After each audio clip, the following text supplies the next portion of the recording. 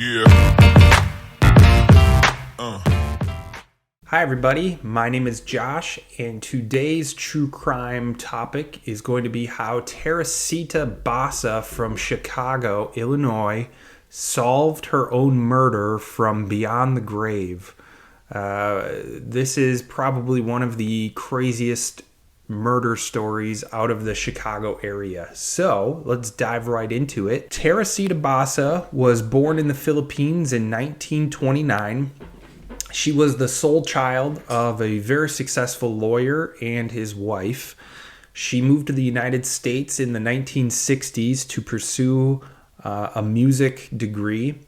She received her master's degree in music and found herself at Indiana University studying inhalation therapy, and later became a respiratory therapist at Edgewater Hospital in Chicago. She spent her free time giving piano lessons and started writing her own book. So Teresita Basa, right out of the gates here, is a smarty pants. She had a master's degree in music and was studying inhalation therapy. She was actually going for a doctorate's degree as well and started writing her thesis in music. But obviously that got cut a little short. And then she also had free time to start writing her own book and gave piano lessons. I don't know where she came up with all the time, but she was obviously able to manage her time very well to be able to do all of that. On February 21st of 1977, around 7:30, Teresita received a phone call from Ruth Loeb, who was a friend at the hospital that Teresita worked at. Teresita, during this conversation with Ruth Loeb, mentioned that she had a guy coming over to help her fix her TV that night, and really didn't think anything of it. Ruth basically brushed that off. She didn't have any other information. Teresita didn't say who the person was. So after their half-hour conversation, they hung up the phone. About an hour later, Teresita's neighbors called the fire department because they actually smelt smoke coming from Teresita's apartment. When the fire department arrived, they learned that there was an active fire in Teresita's apartment. They gained access to the apartment. The door was actually locked, so they had to go to the management team to gain access to the apartment. Once they did that, they found that there was a mattress on fire in the apartment. They extinguished the mattress, and upon further investigation, Teresita's body was actually found under the mattress with a knife plunged into her chest, and she was completely naked. Teresita was pronounced dead at the scene at the age of 47. The house had looked as though it had been ransacked, but the door to the apartment was locked, and it didn't look as if someone broke in. So investigators right away were called to the scene. Joseph Statula and Lee Eplin were the lead investigators on this, and when they got to the scene, they were asking a few questions, and a few things stood out to them. Teresita, all of her clothes were off, so they originally assumed that she had been raped or sexually assaulted. They also noticed that there were clothes folded neatly next to Teresita's body, and the mattress had been placed over her. The door was locked to the apartment, and it didn't look like there was a sign of any struggles. So investigators immediately started thinking that this was maybe someone that Teresita knew, or the perpetrator, gained access to her apartment because Teresita had let them in. So it wasn't necessarily, they were thinking that it probably wasn't a stranger to her. The investigators, Statula and Eplin, also found a note in Teresita's apartment that read, "Get tickets for AS," with the initials AS on it. They started questioning all of Teresita's close friends and acquaintances, but they were unable to determine who AS was. After months of interviews, interrogations, questions, the case basically came to a halt. They didn't have any other leads to go on, so the case became a cold case. 6 months later, in August of 1977, police in Evanston, which is a neighboring police force, called Detective Statula and said, "Hey, take a look at this Alan Showery guy. We got a call from someone saying that they had a little bit of information about the Teresita murder and that detectives should look at Alan Showery." So, taking this information, Detective Statula and Eplin started looking into Alan Showery. It turns out that Dr. Juan Chua from the Franklin Boulevard Hospital gave Evanston Police Department the lead. And once Statula and Eplin contacted Dr. Chua, he basically said that his wife, Remy, briefly worked at the same hospital as Teresita, but they were on different shifts. And his wife became possessed by Teresita, the late Teresita, and started speaking about Teresita's murder.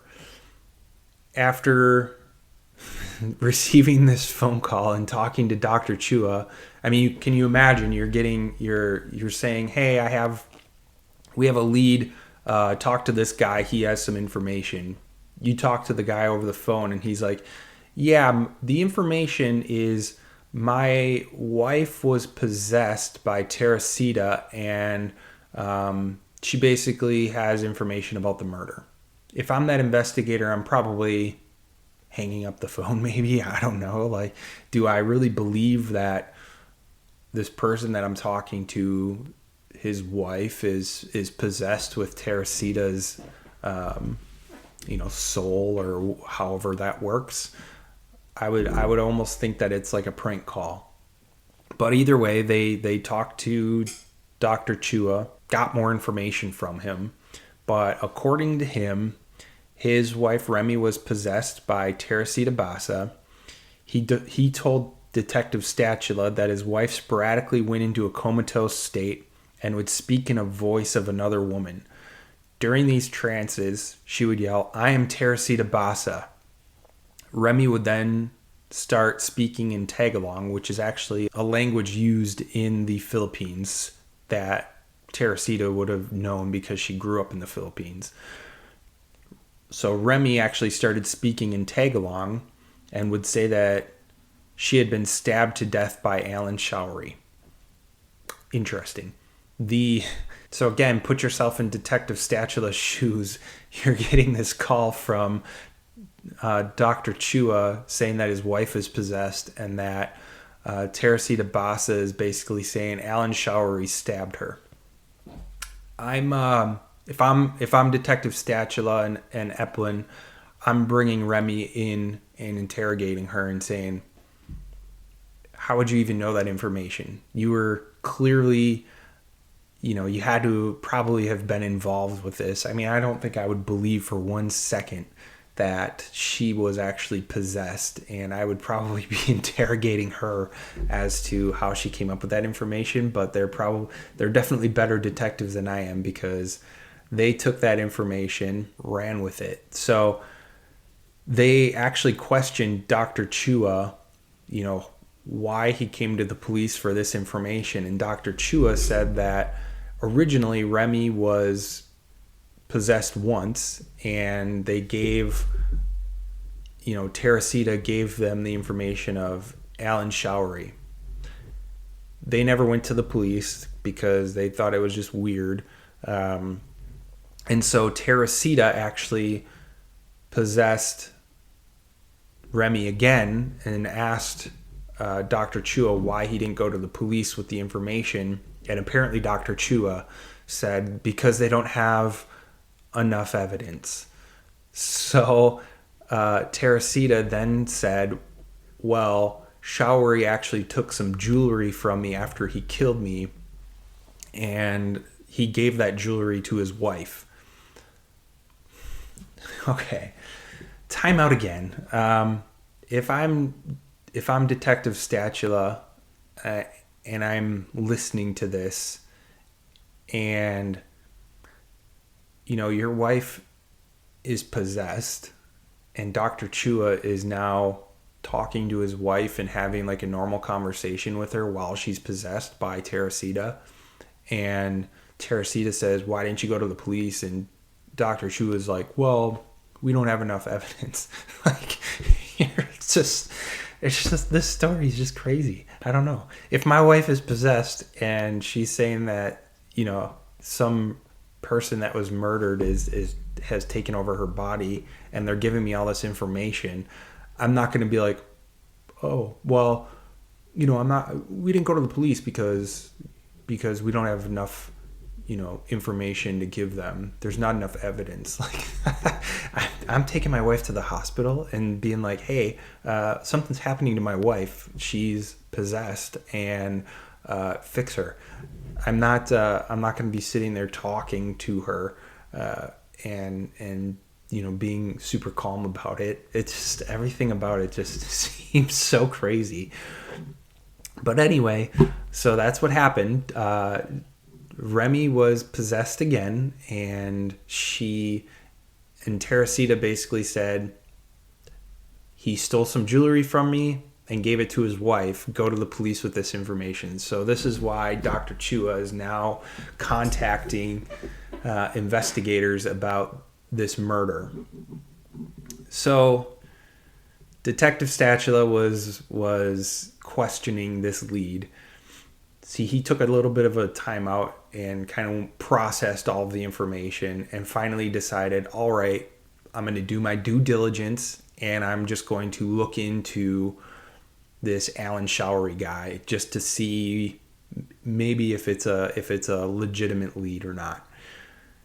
So he did look into Alan Showery, and he actually uncovered that Showery lived fairly close to Teresita's apartment. It was also found that Showery and Teresita worked together. So Detective Statula actually went to the hospital and started asking some of the coworkers about Showery and Teresita, and the coworkers confirmed that Alan Showery was planning to go to Teresita's apartment that night to repair her TV.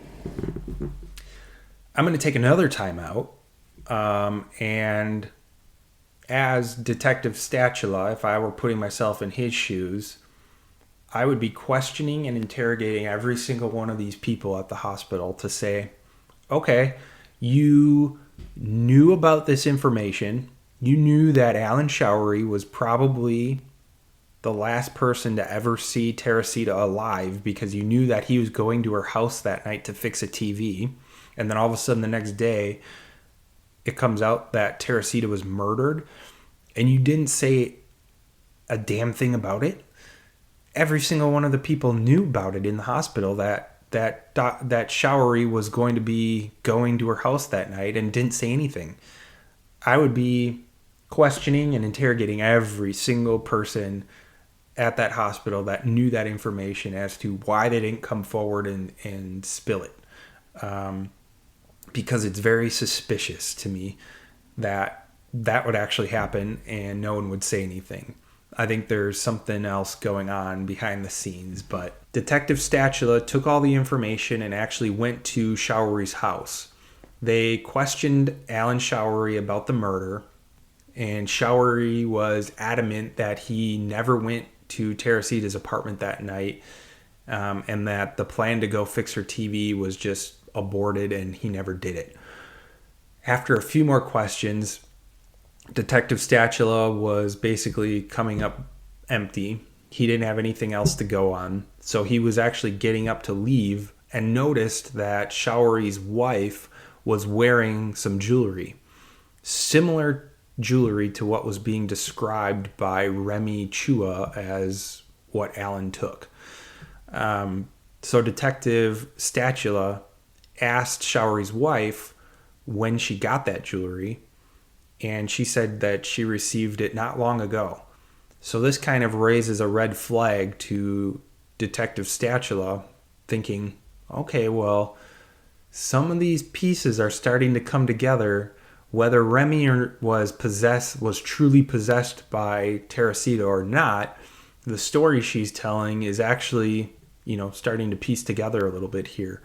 Alan did give his wife some jewelry recently, and it turns out that after doing a little bit more investigating, they did find more jewelry that belonged to Teresita. And they figured out that it belonged to Teresita because they actually brought in one of her cousins that she was close with, and the cousin confirmed that it was Teresita's jewelry.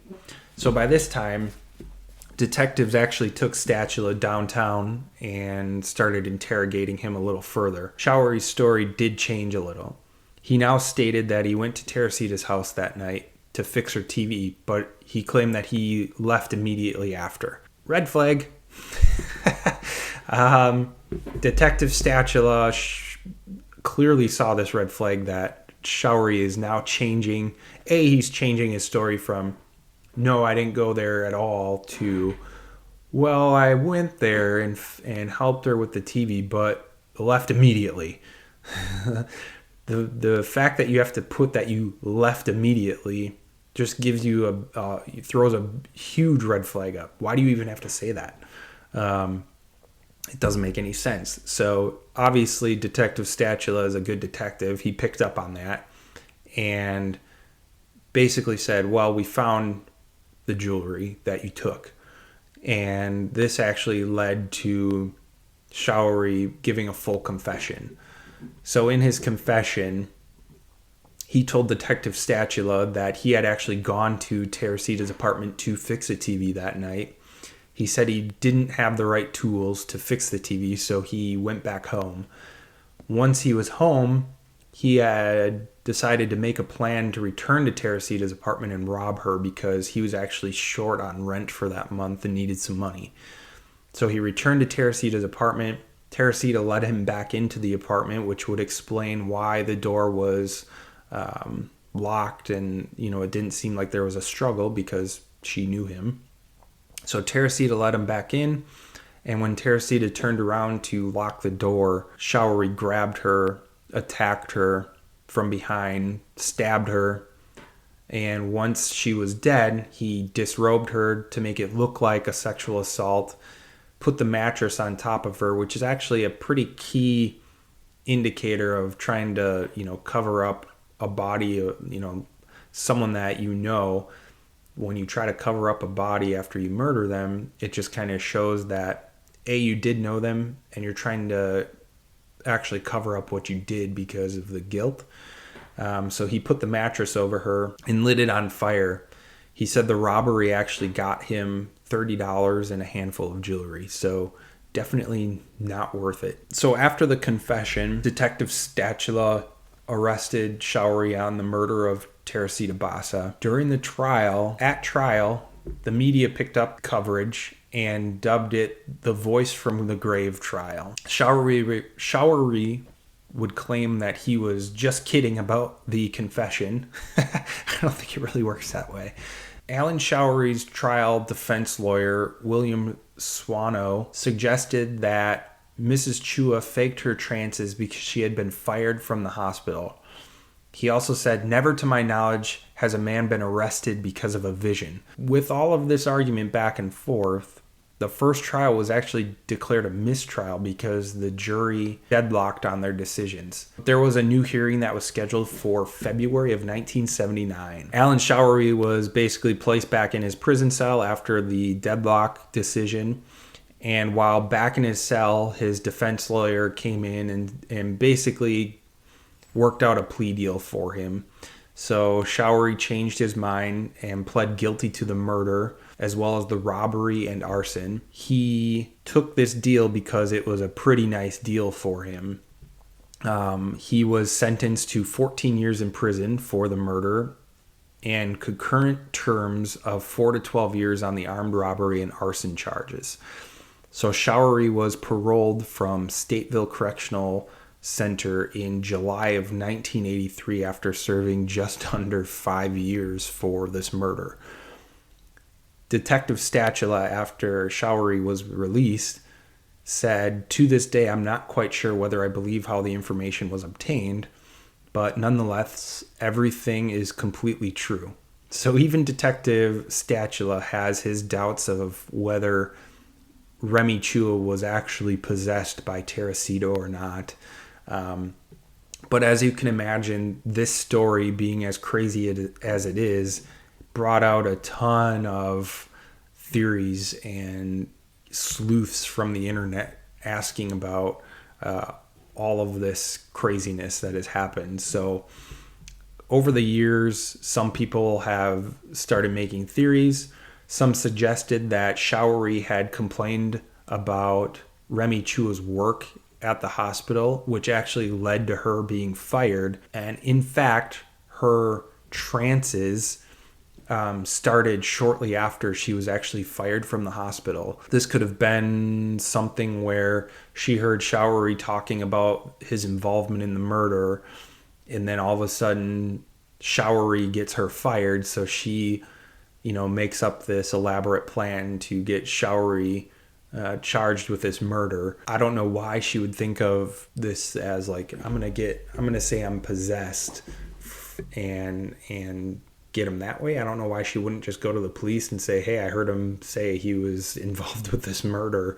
If she had all of that information and Showery actually, said that A, he was involved with the murder, and B, he had this jewelry that he gave to his wife,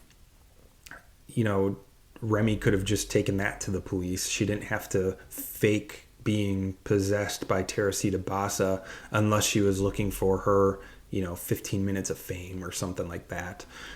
So that, I don't know. It doesn't really make sense to me, but I think Remy had a little bit more to do with it. I think that whole group at the hospital might have had a little bit more to do with it than what can be proven, because apparently they all knew that Showery was going over there to fix Teresita's TV that night, but not a single person spoke up to detectives after Teresita was found dead the next day to say, "Hey, yeah, Showery said he went over there that night, so maybe you should talk to him. He might have been the last person to see her alive." Like, if I'm in that situation and I know that information, yeah, I'm going to go to detectives and tell them that. So it just, to me, it doesn't really make sense. But I think they all had my daughter and puppy in the window. I think they all have more to do with it. So that's the story, though. I hope you enjoyed it. Until next time, thanks, everybody.